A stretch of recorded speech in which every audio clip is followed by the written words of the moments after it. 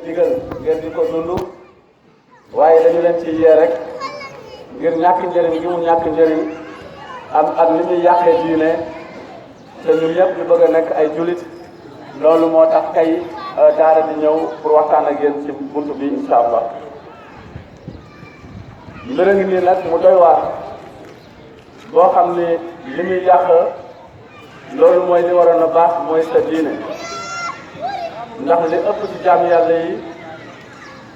bëgg nañoo nekk julit waaye dañuy sukkandiku ci lu ñàkk solo lii nga xam ni day tas yaakaar rek ndax mënu dara ndax tey jii boo takkoon sa gàllaaj boo demee police dañ koy dindi boo takkee sa gàllaaj lii boo eggee brigade gendarmerie li ñu lay njëkk a wax mooy kii sa gàllaaj sa yaakaar tas na boo feebaree dem hôpital